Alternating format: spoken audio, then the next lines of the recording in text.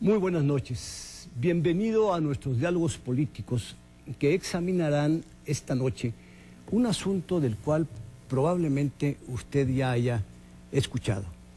Los tres jóvenes mexicanos detenidos en Kuala Lumpur, en Malasia, por probable tráfico de narcóticos y sentenciados a muerte. Según entendemos, dentro de los recursos legales que les podrían quedar en Malasia, muchos se han agotado.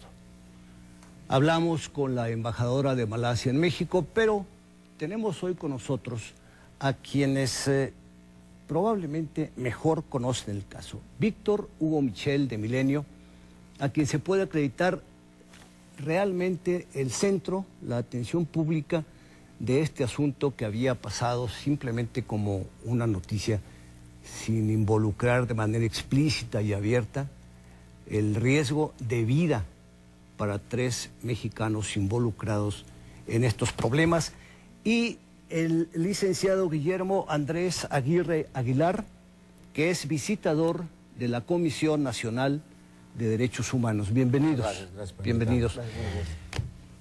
Es lo primero que se le viene a uno a la cabeza cuando penetra un poco en este complicado problema que tenemos con estos paisanos nuestros, es qué tienen que andar haciendo dos o tres jóvenes mexicanos de Sinaloa exactamente al otro lado del mundo.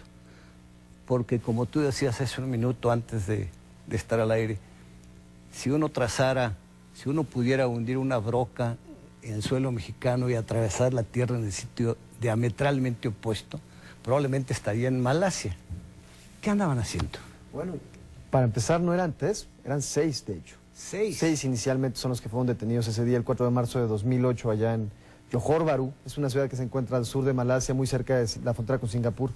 Pero de esos seis, tres ya salieron libres y ya están de vuelta en México, porque tuvieron una situación diferente, digamos. Pero el juicio fue bajo los mismos cargos al principio. Lo que pasa es que a los tres que permanecen allá, los hermanos González Villarreal, José Regino, Luis y Simón, se les detiene en una fábrica en la que había 250 kilogramos de metanfetaminas. Una fábrica también en Johor Bahru.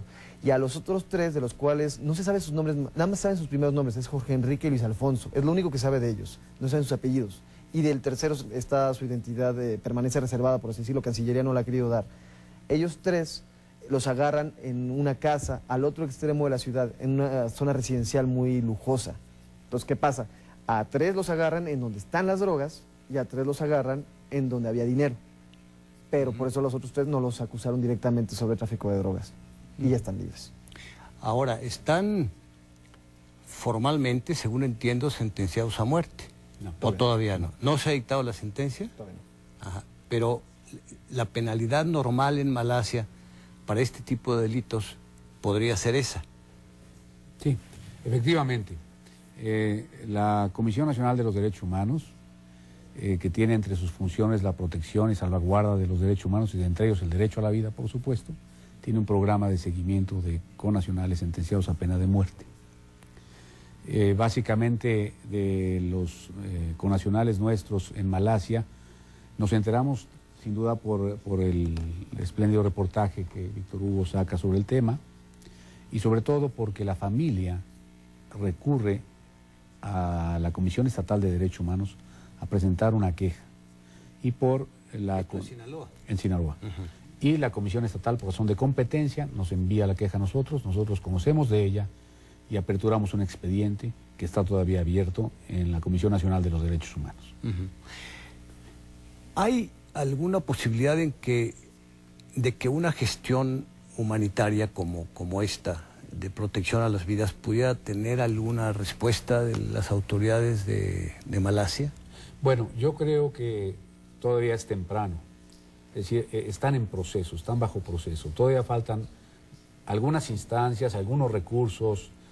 Y bueno, la verdad es que el interés de la Comisión Nacional y el interés del programa que tenemos relacionado con connacionales sentenciados a pena de muerte, que no es el caso, es supervisar que los connacionales nuestros reciban la protección consular a la que tienen derecho en el extranjero. Y es lo que nos ha motivado la apertura de este expediente, para saber si la autoridad ha actuado conforme a lo que establece nuestras leyes, en favor de nuestros connacionales. Pero bueno, este caso es un caso que todavía no están sentenciados, están bajo proceso, faltan varias instancias. Pero es ominoso el apodo que tiene el juez que los está juzgando, el juez Soga, según nos informaste tú, por su propensión a la sentencia de muerte, que es con una soga, por ahorcamiento. El juez Dato Mohamed Moht Sawawi Saleh, así es como su nombre completo, es un personaje muy interesante, haciendo investigación sobre qué es lo que ha hecho en los últimos años. Se ha mandado como unas 10, 15 personas a la horca directamente. A una de las personas la mandó a la horca por posesión de 350 gramos de marihuana o algo así. Algo que aquí en México parecería incluso a veces, a la situación que estamos viviendo, pues, irrisorio. Bueno, allá se fue a la horca. Por 350 gramos de marihuana. Sí, se fue a la horca. Porque la ley de allá es muy clara. La ley establece que si tú eres encontrado culpable de narcotráfico, nada más se te puede condenar a muerte. No hay cadena perpetua, no hay nada más. Es decir, te vas directo a la horca. Y es... el juez es muy duro, suele ser muy duro en sus juicios. Por ejemplo, un caso de un taxista, ¿no?, que hace aproximadamente 3 años le encontraron un paquete de marihuana en la parte de atrás del taxi, aunque el taxi ni siquiera era suyo, lo había pedido prestado. Y él le decía al juez, yo me encontré con esa marihuana ahí, yo no soy el responsable de esa marihuana. Y el juez le dijo, eso es ilógico. Entonces se va a la horca. Y se fue a la horca.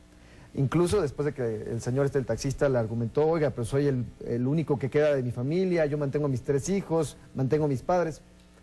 Eso no le compete a la Corte decidirlo, usted se va a la horca. Entonces es algo que hace muy comúnmente el juez Sawawi, pero también hay que decirlo, hay ahorita una lista de espera, hay 700 y pico de personas en Malasia esperando ser ejecutadas por narcotráfico. Una lista impresionante. ¿Ya sentenciadas? Ya sentenciadas a muerte. ¿Cómo se enredaron estos jóvenes mexicanos en este problema? Es una historia muy complicada la de ellos. Hasta el momento no se sabe realmente bien a bien qué es lo que estaban haciendo ellos en Malasia. ¿Por qué?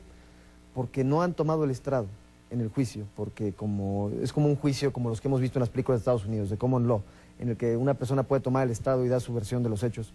Ellos todavía no han tomado el estrado en el juicio para decir qué es lo que estaban haciendo ahí. ¿En qué idioma lo van a hacer? En español, porque ya tienen un traductor, una muchacha malaya. Porque entiendo que estuvieron sin traductor cuando fueron detenidos y cuando fueron primeramente remitidos a la cárcel, ¿no? Ellos reciben traductor apenas hasta ahora, hasta este año.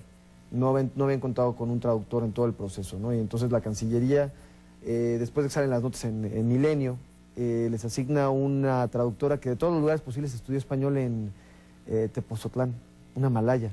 Quién sabe qué hacía en Tepozotlán y aquí aprendió español. Entonces le está ayudando a ellos a entender el caso. No es precisamente un sitio al que vaya una persona que viene de Malasia, ¿no? A estudiar español, ¿no? Ajá. Entonces ella les está llevando el caso y lo cierto, lo poco que se sabe es que ellos son detenidos el 4 de marzo de 2008 en una redada.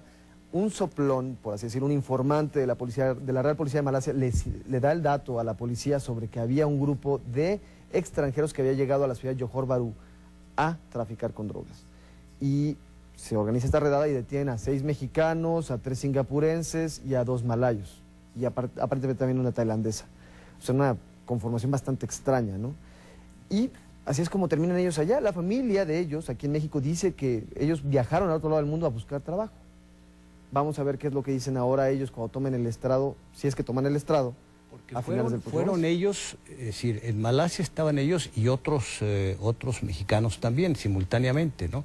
Era un grupo, no sé, de 7, 8 personas. 6 mexicanos. 6 mexicanos. Todos sinaloenses. ¿Qué hará la comisión si esto no... Si esta gestión no tiene un cierto progreso rápido? Porque me imagino que una vez que se lleve a cabo el juicio, con las peculiaridades del derecho del país, la sentencia puede ser ejecutada en cualquier momento, ¿no? No, lo que pasaría una vez que termine el juicio, digamos, ya estamos en la recta final. Ahorita está interpusieron un recurso ante la Suprema Corte de Malasia que, en caso de que sea rechazado, regresa el juicio al Tribunal Alto de Jalan Duta, que está en Kuala Lumpur. ¿Ahí qué va a pasar? Asumiendo que ellos pierdan, si ellos pierden en ese escenario, todavía pueden interponer 2 apelaciones. Una ante el Tribunal de Apelaciones, que es una instancia que va por encima, y después ante la Corte Federal, que es el equivalente de la Suprema Corte de allá. Y ya en caso de que no funcione nada de eso, pueden pedirle clemencia al sultán, que es la máxima figura política de allá, al sultán de Malasia. Que realmente es el rey. El rey de Malasia. Es el rey de Malasia. Él sería el que tendría la posibilidad de perdonarlos, aunque nunca perdonaban por un caso de narcotráfico. Entonces, el problema está en que en todo ese proceso se pueden llevar 30 años. Nuestra embajada allá, con un viejo diplomático respetado, ¿qué ha hecho? ¿Cuál ha sido la gestión de la embajada nuestra para auxiliar a estos connacionales? En este momento lo que ha hecho la embajada, y de hecho la presencia de la embajada en el juicio, ha bajado en cierta medida la tensión con el juez Aguawi. Él al principio del juicio decía, hay alguien de la embajada mexicana aquí porque no quiero que piensen que estamos aquí llevando una corte bananera. Y no había nadie. Ya después se presenta la embajada mexicana con un ministro de la embajada mexicana que ha estado presente en ¿Quién es nuestro embajador allá? Jorge Alberto Lozoya, un embajador de carrera. De carrera, muy experimentado. Él ha estado mucho tiempo en Asia. Es una eminencia en términos de sus conocimientos asiáticos, ¿no? Y bueno, después de que salen las notas, se envía ya al juzgado a un ministro de la embajada. Tuvieron una reunión con el juez Aguawi y le informaron que México siempre se ha opuesto a la pena de muerte, a la aplicación de la pena de muerte, simplemente nada más como un comentario, porque México no puede intervenir en el sistema judicial malasio, ¿no? Y pues le plantean eso. Pero la Corte aceptó escuchar los argumentos, claro, pero no quiere decir que los vaya a seguir, del proceso legal, pero de todas maneras constituyen una opinión. Y ya es la opinión de un gobierno presente, claro, ¿no? Claro. Bien, vamos a regresar con este tema del cual seguramente usted ya había escuchado, porque Víctor Hugo Michel y Milenio se dieron a la tarea de divulgar este asunto que toca las vidas de numerosas familias mexicanas. Regresamos con usted. Regresamos con usted. ¿Cuál sería la tarea más difícil que tendría la comisión enfrente para hacer algo por estos mexicanos?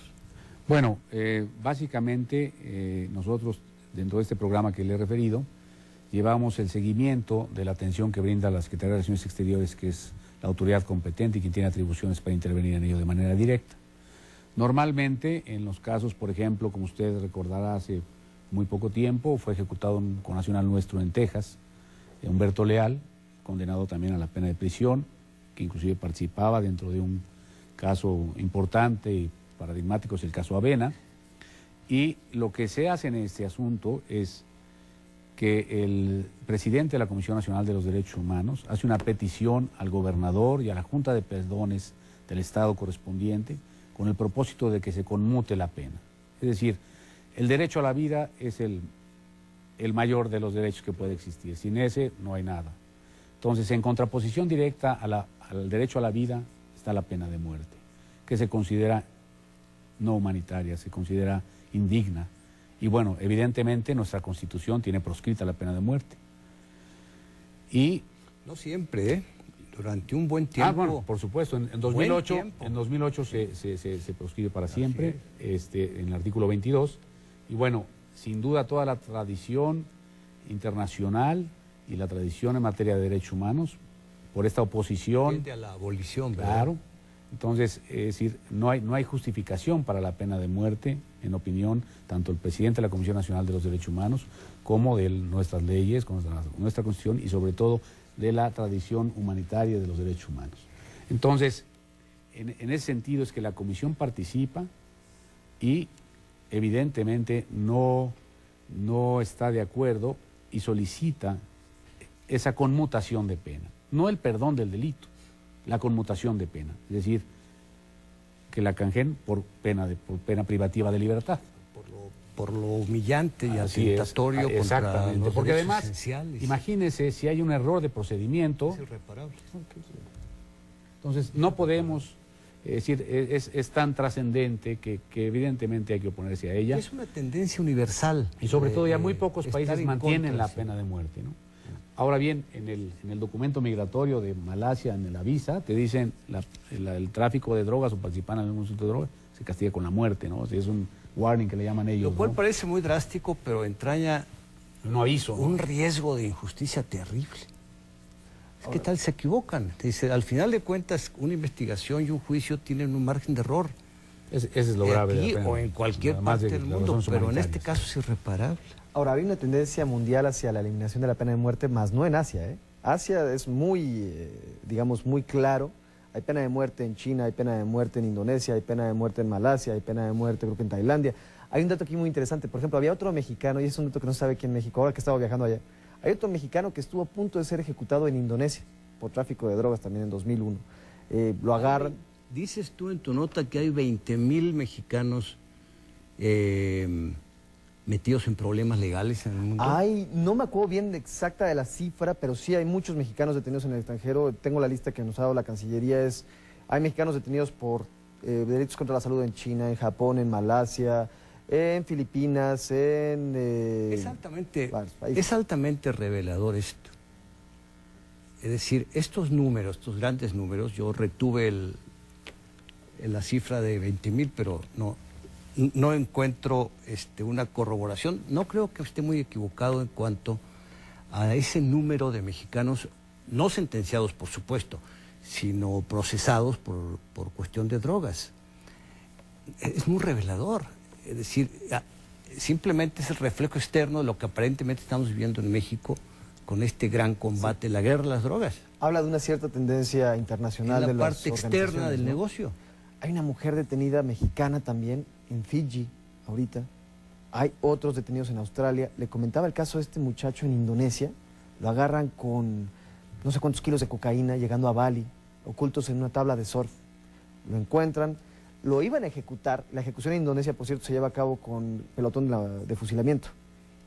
Pero la embajada mexicana intervino y le conmutaron la pena de fusilamiento a cadena perpetua. Pero no es el caso de los mexicanos que están en Malasia, por ejemplo. Hay varios más también allá en Malasia, por cierto, que están detenidos por posesión de drogas. Y tengo entendido que allá se castiga esto con azotes, con vara de bambú. Te pueden ser hasta 20 azotes en la espalda. Es otro concepto completamente ajeno al derecho que tenemos nosotros aquí en México. Eso mismo puede ocasionar la muerte en ciertas personas. No sé qué tan traumático puede ser, pero me imagino que puede ser algo muy complicado que te den 20 azotes, porque aparte es una vara, por lo que tengo entendido, de un cierto grosor, diseñada para abrir la piel. Flexible, Sí. no se rompe. Entonces habrá que también seguir ese dato. ¿Qué va a pasar con estos mexicanos que están acusados allá por posesión de drogas, que se castiga ya con pena corporal? Yo retuve el dato en el examen de este caso de 20,000 mexicanos procesados en el exterior, entre ellos un creciente número de mujeres. Esto es una situación radicalmente nueva en el país. Es decir, estos grandes números no hacen sino expresar en el exterior el negocio de las drogas en el interior, sus conexiones. Desgraciadamente es una tendencia que hemos observado, de que incluso en el caso español, buena parte de las personas de nacionalidad mexicana detenidos o procesados en cárceles españolas es por llevar droga, y la mayoría son mujeres, ¿no? Entonces, los grupos de delincuencia organizada están haciendo uso de gente con necesidades apremiantes de dinero, Es decir, les ofrecen el mercado está creciendo. para trasladar o droga o dinero, ¿no? Exacto, pero el mercado está creciendo. Es decir, el mercado de la droga tiene en México tiene una expresión exterior que deriva en situaciones verdaderamente inexplicables, como este asunto en un país que está al otro lado del mundo. Pero en el fondo revela el crecimiento del negocio.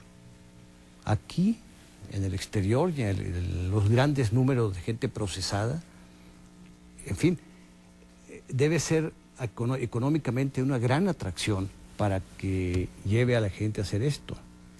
Bueno, en el caso de Malasia, por ejemplo, está enfrentando una crisis muy, muy seria en este momento por la cuestión del narcotráfico. ¿Por qué? Porque Malasia está al lado de las principales economías del mundo. En este momento Asia es lo que está creciendo en este planeta, ¿no? Tiene a Singapur, que es el principal megapuerto del planeta por tonelaje. Está al lado del estrecho de Malaca, por donde cruza 2/3 partes del comercio mundial.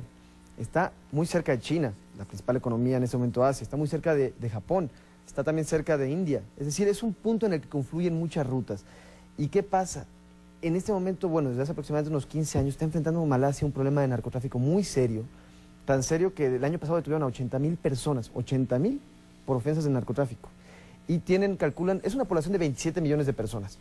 De esas 27 millones de personas, 1 millón tienen problemas de adicción a las drogas. Es una cifra realmente espeluznante la que está viviendo en este momento Malasia. Y por eso reacciona de forma tan radical el gobierno malasio, ¿no? Con esta aplicación de la pena de muerte, buscando evitar que el país se convierta en un nodo en el mercado internacional o transnacional de las drogas. Pero sí es un problema muy serio que enfrentan allá en Asia. ¿Qué incidencia tiene en este caso la proximidad con China, donde hay una legislación severísima en contra del tráfico de narcóticos, pero presumiblemente la actividad continúa, como en muchos países? De hecho, se habla mucho de eso, de que una de los principales problemas de Malasia en ese momento para el tráfico de drogas es que las drogas no están consumiendo tanto en Malasia, sino son para exportación. Digamos, si tienen su problema de consumo, obviamente le decía el millón de personas, pero debe ser relativamente pequeño. Claro, en comparación de un mercado de 1.000 millones de personas que sea en China, que puedes tener, ¿cuántos millones de consumidores puede haber de drogas ahí? De hecho, las metanfetaminas están ingresando a China por una provincia al sur, que está muy cerca de lo que es la península malaya. Eso habla mucho, eso da una idea de hacia dónde van las cosas. Pero la fabricación de estas drogas, ¿es China o es otro país de la región? Generalmente se hace en otros países de la región, fuera de China. Por ejemplo, ¿por qué no se hace en Singapur? Porque Singapur es durísimo en la pena de muerte. Singapur cabría en una gran plaza pública de China. Es una ciudad, aparte, mucho más controlable, es una ciudad-estado, ¿no? Es otra cosa, ¿no? Mucho más controlable que un país como Malasia. Y altamente desarrollado. Tiene el tercer lugar en Producto Interno Bruto per cápita del planeta. Sí, es un lugar... Es muy similar la situación que hay en Malasia y Singapur y México y Estados Unidos, en cierta medida, ¿eh? Un país muy rico frente a un país de ingreso medio. Ahí. Pero en el caso de Malasia, ¿qué ha llevado a un país que no puede negar que dentro de sus fronteras hay un tráfico de drogas importante, a esta severidad extrema de una pena de muerte a rajatabla, ¿no? Es decir, hay una tendencia universal del derecho a abolir la pena de muerte, justamente por el riesgo terrible de la equivocación.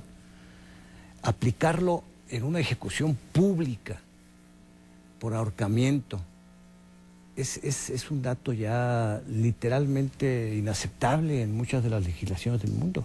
Hay que recordar que Malasia también es un país islámico, en cierta medida también influye. Es otra cultura, es una cultura tanto asiática como islámica. En ese sentido es muy diferente a lo que consideramos nosotros como los la ejemplaridad de la pena sigue siendo lo que manda. Pero el Islam considera sagrada la vida humana también. Pero el Islam, hay ejecuciones. Tenemos una visión del Islam como una religión terrible, inapelable y deshumanizada, pero al final de cuentas el Corán es un libro con una gran sensibilidad de respeto a la persona humana. O sea, yo no asociaría la condición islámica de un país a su apego a la pena de muerte, ¿no? Sí, yo creo que hay un respeto a la vida humana. No sé, porque en Arabia Saudita, que es muy islámico, también hay ejecuciones, ¿no? También hay ejecuciones. Y esas ejecuciones, hay una gran corriente de opinión pública en apoyo de la pena de muerte para los delitos que involucren tráfico de narcóticos. No nada más en los países islámicos, en todas partes.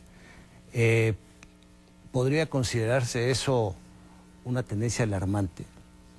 Yo siento que la tendencia es la abolición de la pena de muerte.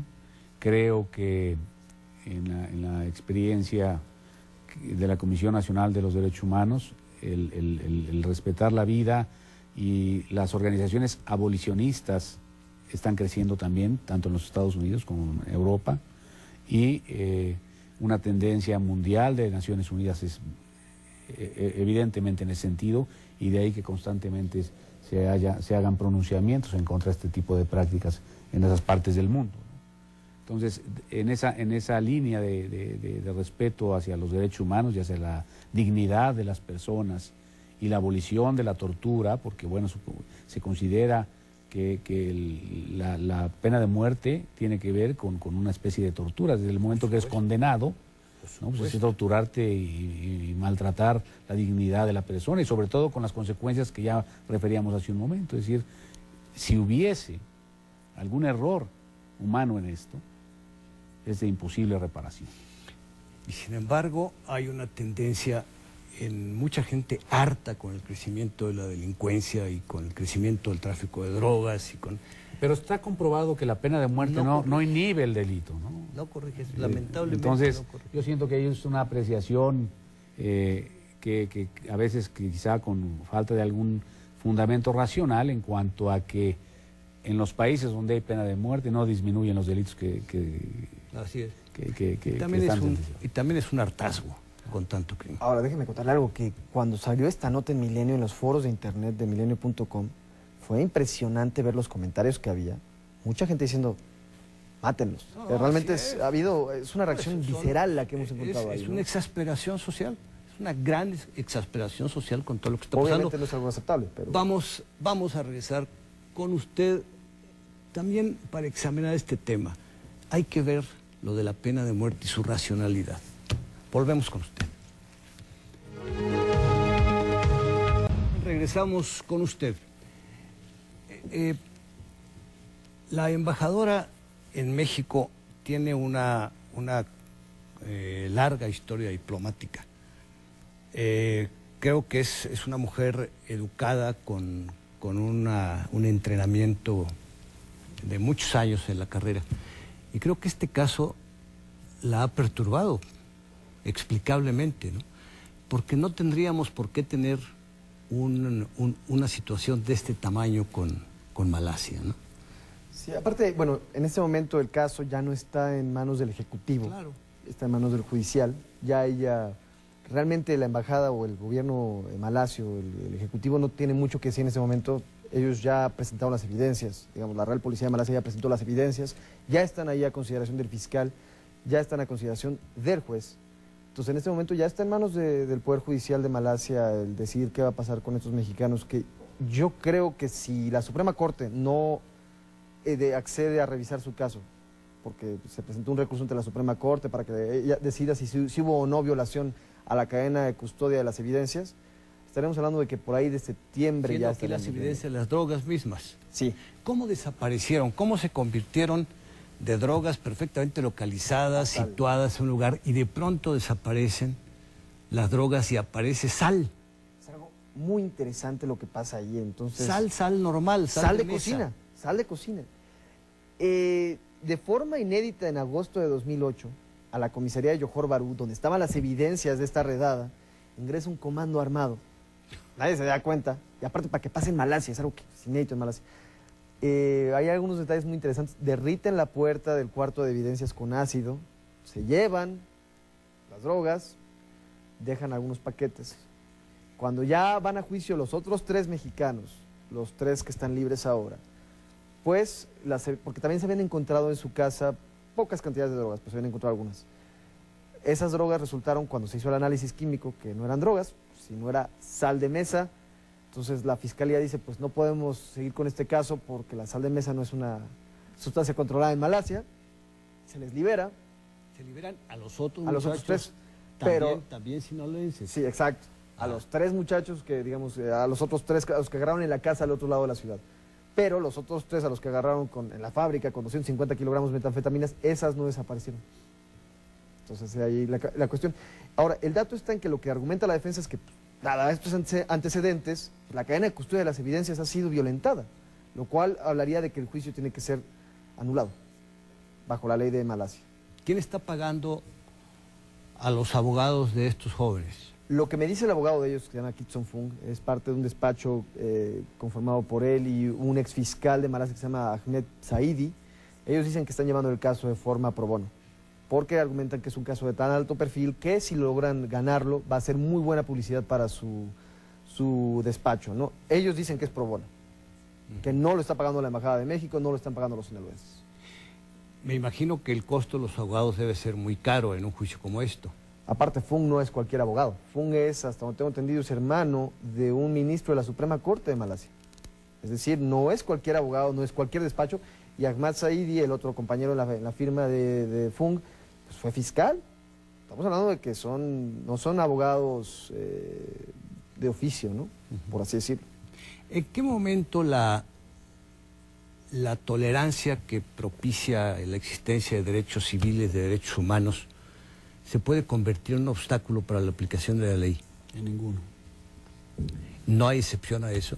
Es decir, si entiendo bien la pregunta es, la protección a los derechos humanos no es impedimento para hacer justicia. Al contrario, yo creo que la justicia tiene que ir acompañada del respeto a los derechos humanos y a la legalidad, por supuesto. Sí, uno Estado de tendría Derecho. sospechas sobre el sistema de Estado del país que dice respetar los derechos humanos y que viola toda una serie de normas.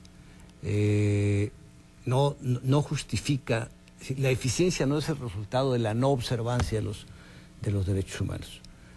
Pero en un caso como el de Indonesia, por ejemplo, Malasia, todos estos países, en la persecución del tráfico de droga, aplicar la pena de muerte prácticamente de manera automática, es una violación completa de los derechos humanos. Son derivados de aspectos, como comentábamos hace un momento, legales, de cultura, de tradiciones y sobre todo, pues, países resistentes a la implementación de las políticas y de los principios universales que nutren y fundamentan el respeto a la vida, ¿no? Yo creo que en el estricto ejercicio de su soberanía deciden autogobernarse de la mejor manera que consideran, cosa que es respetable, pero sin embargo, pues existen, como en este caso, por parte nuestra, desde nuestra perspectiva, pues bueno, evidentemente inconsistencias, pero tiene que ver con poderes soberanos, ¿no? De autogobernarse como mejor consideran, pero sin duda sin llevar y sin seguir la tradición y sobre todo las tendencias que no son recientes, ¿no? Esto viene desde la Declaración de los Derechos del Hombre y del Ciudadano, ¿no? Entonces, en ese sentido, bueno, pues evidentemente que no participan como si nosotros de toda esta tradición. ¿La Comisión de Derechos Humanos en México conoce el texto de la sentencia? No hay sentencia. Están bajo proceso. Pero Además, ¿conoce los textos derivados del proceso? No, nosotros estamos impedidos para meternos aspectos jurisdiccionales. No podemos en ningún caso analizar los aspectos judiciables, digamos, de los procesos. Eso compete a la Secretaría de Relaciones Exteriores y el seguimiento de los mismos. ¿Y la Secretaría de Relaciones Exteriores sí ha tenido acceso a todos los escritos que han derivado de este juicio? De hecho, la Secretaría de Relaciones Exteriores, la Embajada de México en Malasia, contrata a un abogado bajo la figura de Amicus Curiae, amigo de la Corte, que está llevando también ahí, asistiendo a la defensa de estos mexicanos allá en Malasia, y él obviamente le está dando el acceso a la embajada de todos los documentos que se están generando en torno a este caso. Ahora, una cuestión muy clara también es, por ejemplo, usted mencionaba sobre si existiría alguna posibilidad de pedirle al gobierno de Malasia cierta clemencia. El gobierno de Malasia ha ejecutado a 3 extranjeros en los últimos 15, 20 años. ¿De qué países? Son 2 australianos y un británico. Malasia fue colonia británica. ¿Cómo no? Es el Commonwealth británico. Y Londres... Sigue siendo parte del Commonwealth, ¿no? Siguen siendo parte del Commonwealth británico. Londres, en su momento, cuando iban a ejecutar a este británico, Londres, que tiene... Gran Bretaña, que tiene un peso en Malasia indiscutible, presionó, exigió, pidió que no se ejecutara a esta persona. El gobierno de Malasia dijo, aquí las leyes se respetan, y se ejecutó a esta persona. Es decir, Malasia es muy estricto, es un país muy estricto en cuanto a la aplicación de sus leyes, y como cualquier otro país exige respeto a su soberanía. Algo muy similar a lo que pasa con Florence Cassé aquí en México y Francia. Qué buen México ejemplo. Es una buena analogía. Sí, México ha exigido mucho que se respete su derecho interno en el proceso de Florence Cassé. Le ha dicho a Francia que no tiene por qué estar opinando. Lo mismo ocurre en este caso, porque finalmente Malasia tiene sus leyes, las podremos considerar buenas o malas, eso es aparte, son sus leyes, y exige respeto a su soberanía. Pero digamos que aquí la diferencia es la sentencia de muerte. Por supuesto. Porque Florence Cassé sigue su juicio probablemente en algún acto de naturaleza jurídica o de gestión diplomática, algún día salga, ¿no? Pero la pena de muerte no tiene vuelta atrás. Ese es el gran problema.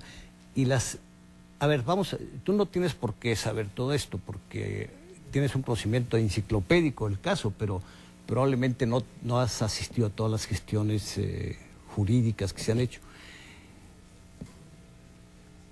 En tu buen juicio, como un observador, estos amigos mexicanos sí estaban metidos en el tráfico.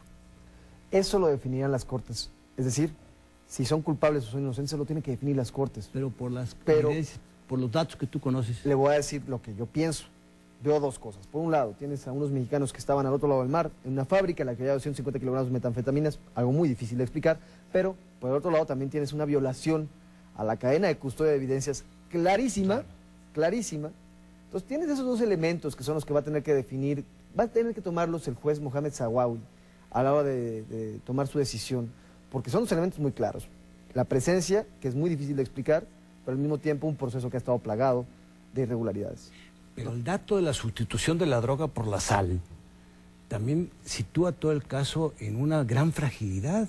Exacto. O sea, ¿cómo es posible que a mitad de un juicio, de una corte de decisiones inapelables, alguien sustituya un gran cargamento de droga por un gran cargamento de sal y como consecuencia de estos, quienes presumiblemente eran cómplices de estos jóvenes sí puedan salir de la cárcel? He ahí la cuestión, y por eso le insisto, digamos, es muy difícil explicar la presencia de 3 mexicanos o 6 mexicanos allá, pero también el caso, al menos las autoridades malases sí han tenido un poco de problemas Tú para tienes poder un mantener ahí conocimiento la cadena de enciclopédico custodia, ¿no? del caso. Pero la pregunta que te hago es enteramente optativa.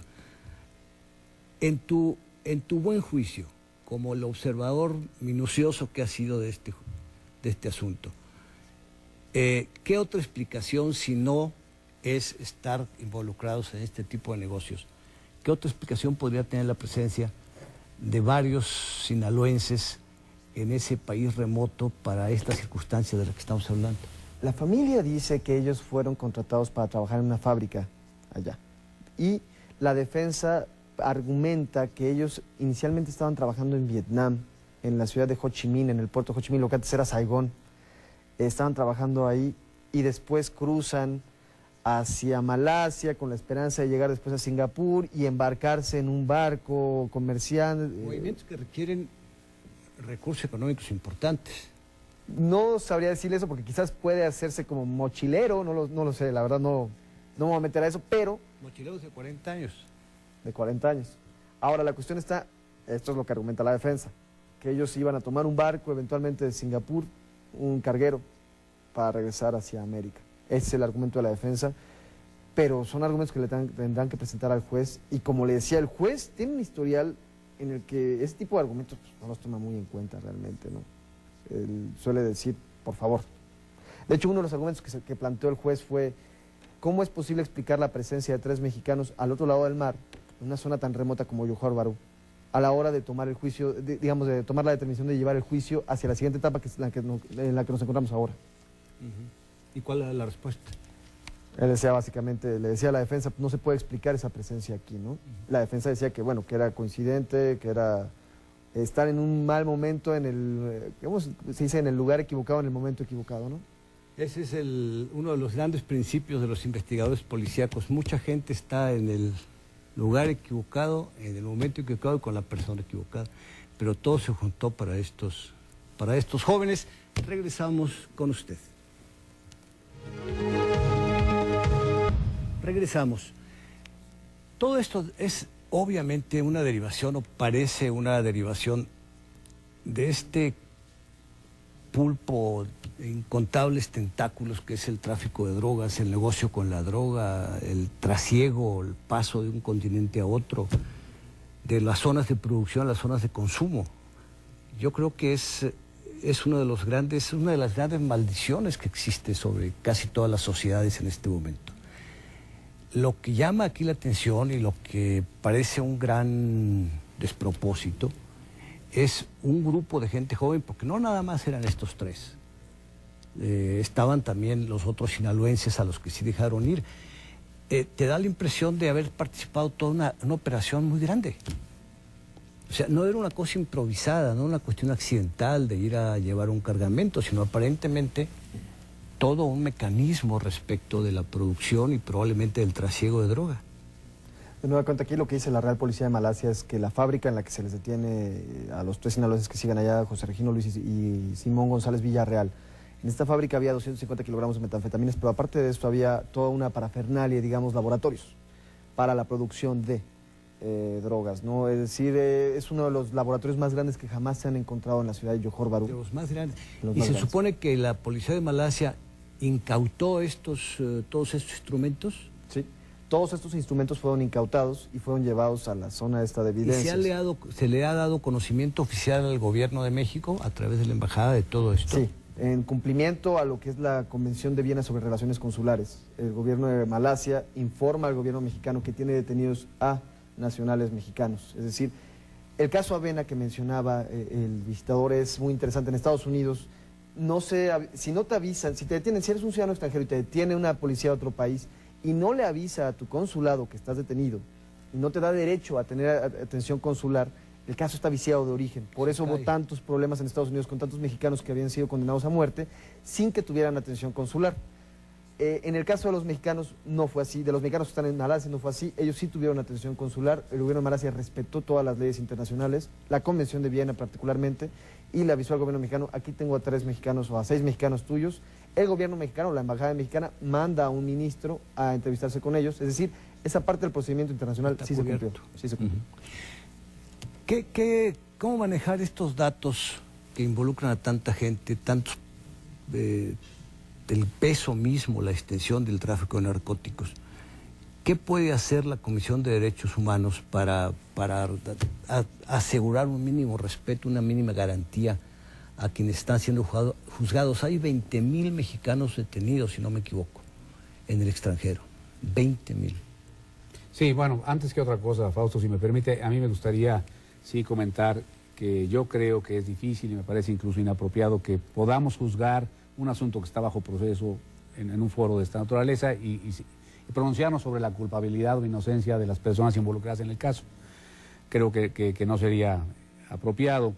Y sobre todo comentarle que la Comisión Nacional de Derechos Humanos, en esta tarea como su principal misión es la defensa de las víctimas y los abusos del poder, evidentemente en esta tesitura de protección a los derechos humanos de los connacionales, la responsabilidad y la atribución primaria evidentemente es del Estado mexicano, del gobierno mexicano, a través de la Secretaría de Relaciones Exteriores, y la Comisión Nacional de los Derechos Humanos verifica que estos connacionales tengan la asistencia consular y la asesoría jurídica apropiada, pero no es una atribución de la Comisión Nacional involucrarse en los procesos de ninguna manera, y creo en términos generales que la Secretaría de Relaciones Exteriores, por lo menos en este caso, ha intervenido de manera apropiada, ¿no?